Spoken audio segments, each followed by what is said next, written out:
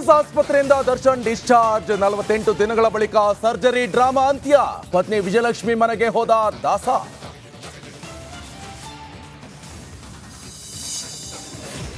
Darshan surgery drama ಅಂತ್ಯ. ಕಾಟರ್ನಿಗೆ ಕಾದಿದೆ supreme ಸಂಕಷ್ಟ. ಅಪೀಲ್ ಹೋಗಲು ಪೊಲೀಸರ ತೀರ್ಮಾನ.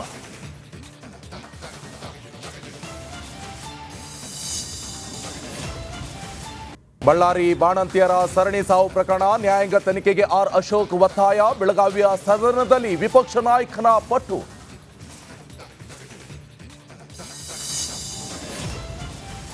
ಅಂತಾರಾಷ್ಟ್ರೀಯ ಕ್ರಿಕೆಟ್ಗೆ ಆರ್ ಅಶ್ವಿನ್ ಬಾಯ್ ಬಾಯ್ ವಿದಾಯ ಘೋಷಿಸಿದ the great spinner. Miss you legend ಅಂತಿರೋ ಅಭಿಮಾನಿಗಳು.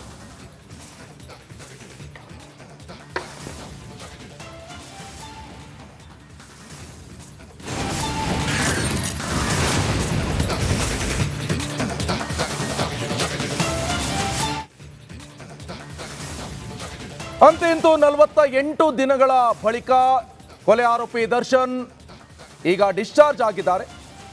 ಸರ್ಜರಿ ಡ್ರಾಮಾ ಕೂಡ ಈಗ ಅಂತ್ಯ ಆಗಿದೆ. ಬಿಜೆಎಸ್ ಆಸ್ಪತ್ರೆಯಿಂದ ನಟ ದರ್ಶನ್ ಡಿಸ್ಚಾರ್ಜ್ ಆಗ್ತಾ ಇದ್ದಂಗೆ ವಿನೀಶ್ ಹೆಗಲ ಮೇಲೆ ಕೈ ಇಟ್ಟು ಹೊರಬಂದಿದ್ದಾರೆ ನಟ ದರ್ಶನ್. ಆಸ್ಪತ್ರೆಯಿಂದ ಗಂಡನನ್ನ ಕರೆತಂದ ದರ್ಶನ್ ಪತ್ನಿ ವಿಜಯಲಕ್ಷ್ಮಿ. ಆಸ್ಪತ್ರೆಯಿಂದ ವಿಜಯಲಕ್ಷ್ಮಿ ಮನೆಗೆ ಬಂದಿದ್ದಾನೆ ನಟ ದರ್ಶನ್. ಹೊಸಕೆರಹಳ್ಳಿಯಲ್ಲಿರುವಂತಹ ವಿಜಯಲಕ್ಷ್ಮಿ ಮನೆ ಅಪಾರ್ಟ್ಮೆಂಟ್ಗೆ ಈಗಾಗಲೇ ದರ್ಶನ್ ಆಗಮಿಸಿದ್ದಾರೆ. ನಾವು ಕೂಡ ನೋಡ್ತಾ ಇದ್ವಿ, ಒಂದು ಕಡೆಯಲ್ಲಿ ಬಿಜೆಎಸ್ ಹಾಸ್ಪಿಟ್ಲಿಗೆ ಅಡ್ಮಿಟ್ ಆದ ದಿನದಿಂದಲೂ ಕೂಡ ದರ್ಶನ್ಗೆ ಆಪರೇಷನ್ ಆಗುತ್ತೆ, ಆಪರೇಷನ್ ಆಗದೆ ಇದ್ರೆ ದರ್ಶನ್ಗೆ ಲಕ್ವ ಹೊಡೆಯುತ್ತೆ, ದರ್ಶನ್ ಸ್ವಾಧೀನವನ್ನೇ ಕಳೆದುಕೊಳ್ತಾರೆ, ದರ್ಶನ್ಗೆ ನಿಲ್ಲೋಕ್ಕಾಗಲ್ಲ, ಕೂತ್ಕೊಳ್ಳೋಕ್ಕಾಗಲ್ಲ.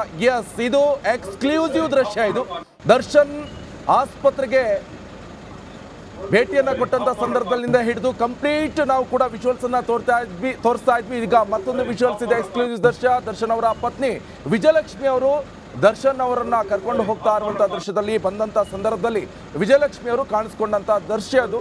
ಬಿಜೆಎಸ್ ಆಸ್ಪತ್ರೆಯ ಮುಂಭಾಗದಲ್ಲಿ ಈಗಾಗಲೇ ಗಮನಿಸ್ತಾ ಇದ್ವಿ. ದರ್ಶನ್ ಅವ್ರನ್ನ ಕರ್ಕೊಂಡು ಹೋದ್ರು ಈಗಾಗಲೇ ವಿಜಯಲಕ್ಷ್ಮಿ ಅವರ ಅಪಾರ್ಟ್ಮೆಂಟ್ಗೆ.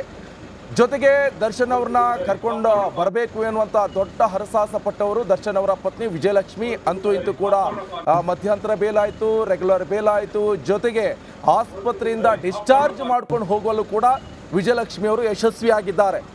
ಸಾಕಷ್ಟು ದೇವಸ್ಥಾನದ ಮೊರೆಯನ್ನು ಹೋಗಿದ್ರು ವಿಜಯಲಕ್ಷ್ಮಿ ಅವರು.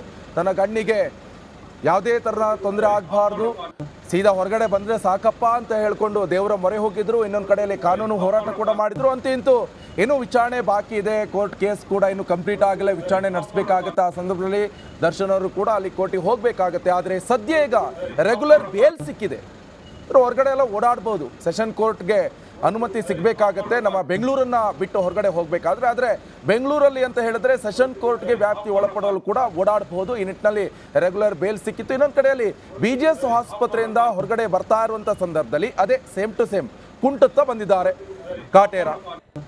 ಈ ಹಿಂದೆ ಕೂಡ